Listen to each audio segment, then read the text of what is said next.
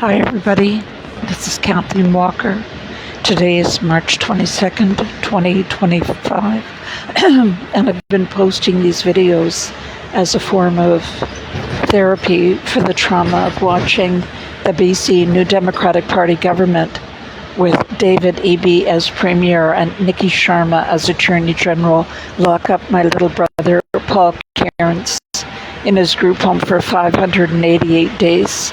And then I believe they killed him using medical assistance in dying by removing his oxygen mask, ventilator, and sedating him to death. So today I'm thinking about the issue of the President of the United States, Donald Trump, threatening to annex Canada and make it the 51st state. So one of the things, and I'd like to give you a little bit of insight from my being internet citizen and watching internet videos all day long now that I'm retired. I was a former federal prosecutor and then family lawyer. And after I was disabled in an accident in 2008, I washed dishes at McDonald's, and then I became a parking enforcement officer, a bylaw enforcement officer for the city of Vancouver. So I've been thinking about Donald Trump. The very first thing, although he never mentioned it once in all the years he's been campaigning since 2015, the first thing he said after he was elected on November 5th of 2024 was that he was going to make Canada the 51st state with Justin Trudeau as its governor. And he hasn't relented from that position. He's doubled down on that position, and he fully intends to do it.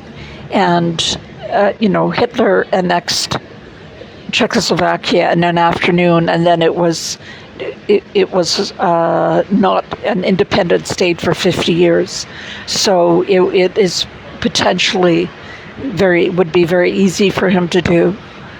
Of course, Donald Trump was a liar. He said that he would harden their southern border so that illegal immigrants couldn't cross the southern border into the United States. But instead, what he's planning on doing is crossing our southern border, Canada's southern border. So one of the things that Donald Trump has said recently is that Canadians are nasty. And I know that many of you might think, well, no, Canadians have a wonderful reputation around the world. They're saying, I'm sorry, and apologizing, and being generous and being peacekeepers. But, unfortunately, even a broken clock is right twice a day. And Donald Trump is right in that Canadians are nasty, and I know why he's saying that. One of the people that has Donald Trump's ear and who has interviewed him and who is one of his consultants is a journalist, an American journalist named Tucker Carlson, who was born in, I believe, San Diego, but now lives in Maine. And he's what you'd consider a right-wing propagandist. But one of the things that the only journalist I have ever listened to or heard that I agree with on the issue of euthanasia in Canada and who recognize it for the diabolical practice that it is Tucker Carlson. And he's been sounding the alarm about Canada's euthanasia practice for 10 years. And I've heard him say in one of his sold out speeches that he gives across the United States is that Canada should be invaded because of its practice of killing the most vulnerable. So in Canada, there's something that Justin Trudeau and the Supreme Court of Canada, 9 judges led by Beverly McLaughlin, who went on to become a member of the Hong Kong Supreme Court or Court of Appeal as a puppet of the Communist Party of China, and whom I've met. So the architects of this evil practice of medical assistance in dying, euphemistically called MAID, is a law professor from the University of British Columbia, who was my constitutional law professor, Lynn Smith, and Beverly McLaughlin, who for a very long time was the Chief Justice of the Supreme Court of Canada. So those two evil witches put their heads together and came up with this reversal of an earlier precedent set by the Supreme Court of Canada in the Rodriguez case that doctors cannot kill people, and euthanasia was still murder. So Lynn Smith, as I said, she was my professor, my constitutional law professor at the University of British Columbia, and Beverly McLaughlin, who I met at a conference, Women in the Law Conference, a tiny little woman, and I was so impressed, and she was my idol as I was a young single mom law student. Very snooty, I should say. When I actually did meet her at this Women in the Law Conference, she just, even though she was a head shorter than me, she stuck her nose up when she met me, and she was singularly unimpressive. But those two witches put their heads together and came up with this precedent where they set aside an earlier precedent of the Supreme Court of Canada, which basically they cannot do, but they did it anyways, where doctors can kill disabled people who are not dying. So if anybody has a medical condition of any description, they can ask, or they can be offered death by the state. And Canada, since that decision, I believe it was Sue Carter, was a disabled person who said that she was disabled to the point that she didn't think she was going to be able to kill herself when the time came. So she wanted to have doctors kill her with a lethal injection. And the Supreme Court of Canada, 9 people twisted themselves in knots to allow for state-paid actors, that is doctors, medical practitioners, doctors and nurses in Canada, can kill disabled people. And they call it medical assistance in dying. So if you parse that out, medical means to heal. It's from the Greek, the healer, or to heal. And you don't heal anyone by killing them.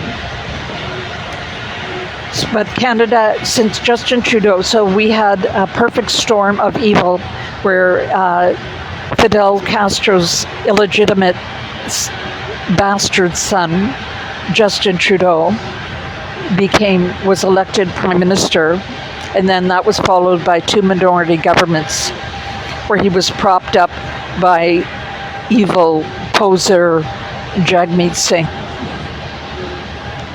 And so for the last 10 years, we've had medical assistance in dying, and more than 60,000 Canadians have been killed extrajudicially by lethal injection. So your tax dollars paid to kill people extrajudicially with no police or legal oversight whatsoever. And I believe that's what they did to my brother. At this point, technically, mentally incapable adults cannot be killed by the state this way, and children cannot be killed by the state this way. But I believe that they are doing it. And the very first thing that the Liberal candidate, 3-passport carnage, will do when he gets into power, propped up by the eugenicist Jagmeet Singh, all new Democratic Party members are into eugenics, which means the killing of vulnerable and capable and disabled people as a form of the betterment of the good, of the greater group.